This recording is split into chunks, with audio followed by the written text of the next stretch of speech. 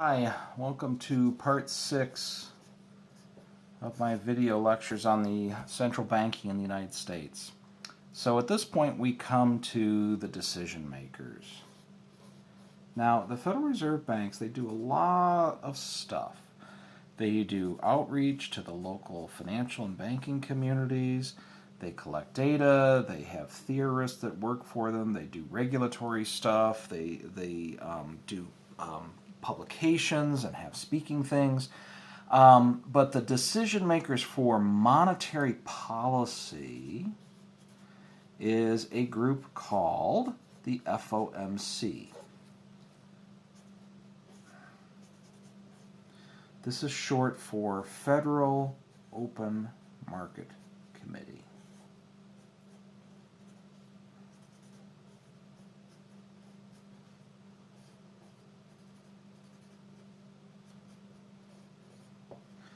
I don't know why they don't call it Federal Reserve Open Market Committee, they just call it Federal. Okay? Open market is the name for a particular way of doing a monetary policy that we're going to talk about later on in chapter 13. And committee's pretty obvious. So, these are the people that make the decisions. They meet in person every 6 weeks.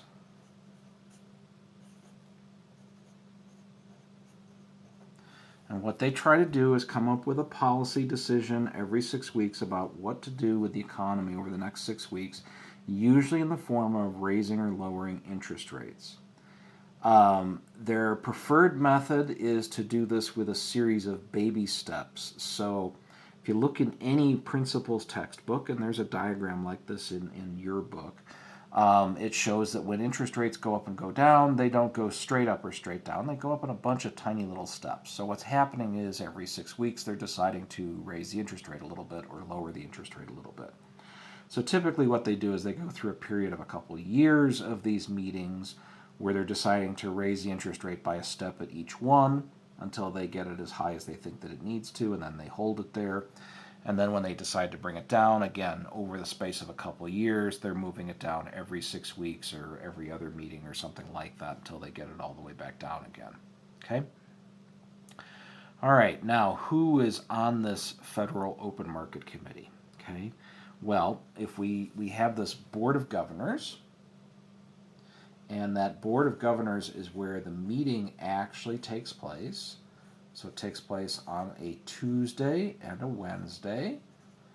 But typically the Tuesdays when they make their discussions, they sleep on it overnight, they come back Wednesday morning, and they release a statement around lunchtime on Wednesday, and then they all go home. So the next meeting of this is actually next week, okay? But I'm going to use this video in another semester, and in some other semester it may not actually be next week. It may have been last week or 3 weeks out in the future, depending on the timing of these things. Okay, so there are 7 governors. Okay, these people are appointed.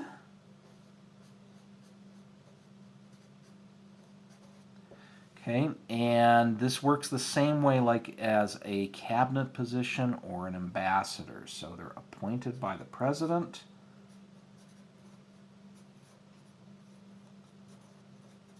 And they have to be approved by the Senate.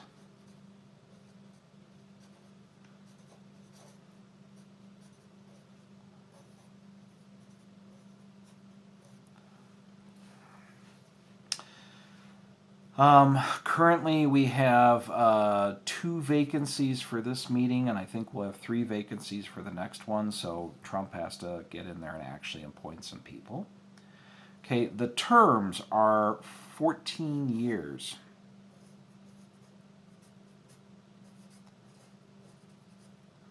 Okay, this is following the idea of how we appoint judges. That if you appoint a judge for a very long term, that tends to reduce political influence in their decisions.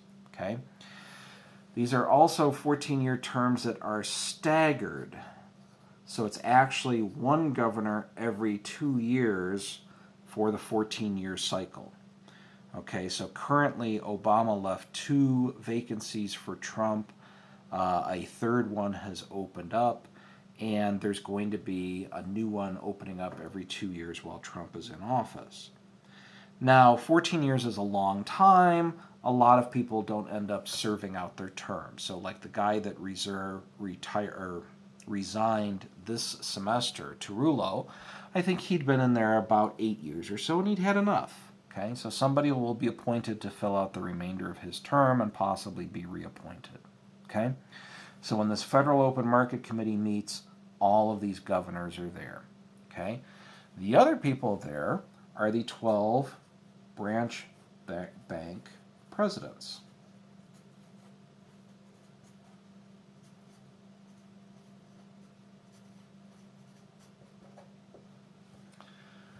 Okay, remember part of the goal of the Federal Reserve System in setting it up was to have it decentralized around the country with a lot of regional representation, and so these 12 bank presidents outnumber the governors on here.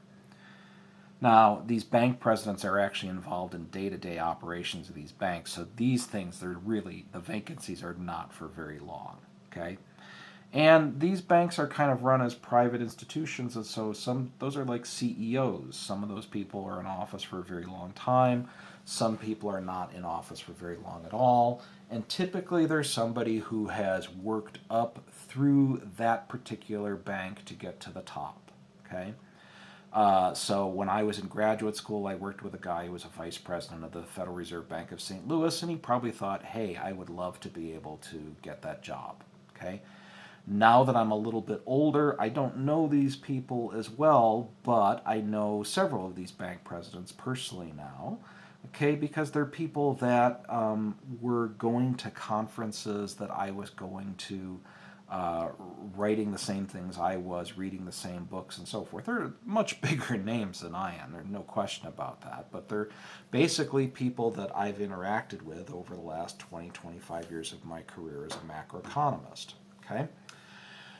All right, so these people get together. There's 19 of them, but there's a trick, okay? Only 5 of these bank presidents vote. And the idea is if there's a pinch and the bank presidents line up against these governors in Washington, D.C., the governors can outvote them because they have a 7-5 advantage, okay? I don't really know that that's ever happened, but that's the way that it was actually designed. Okay? Only 5 of those people vote, so the other 7 are in the room. They're part of the discussion. They just don't get a binding vote. And of these, the Federal Reserve Bank of New York City, okay, the president of this bank gets one of the votes.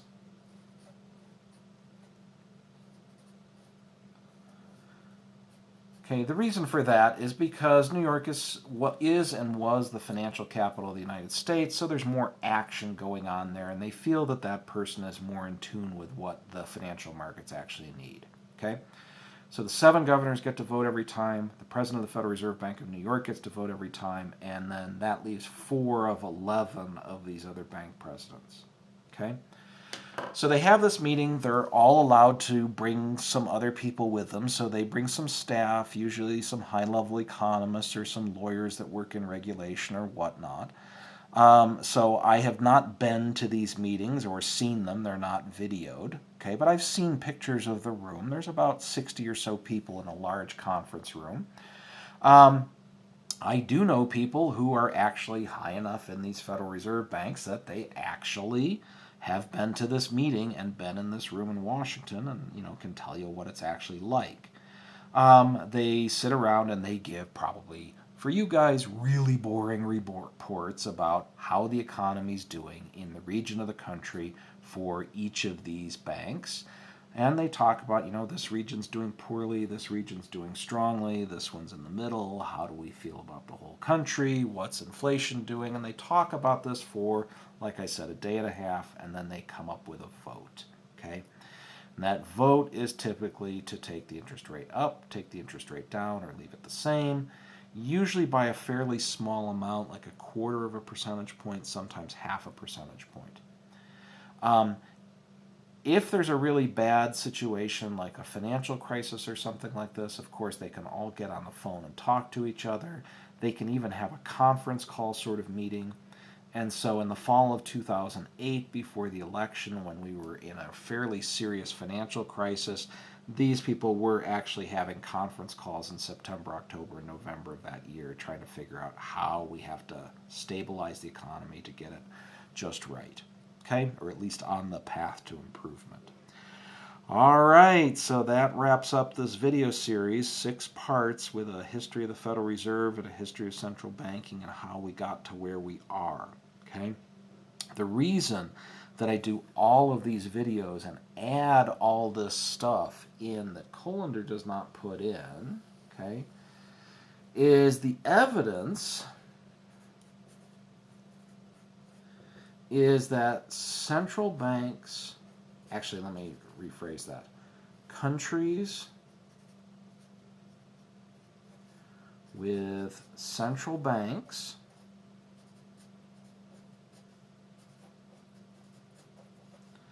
that are independent of the government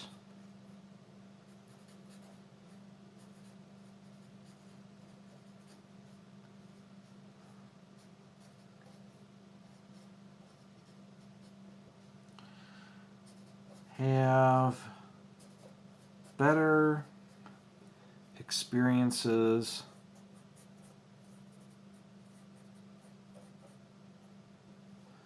with inflation.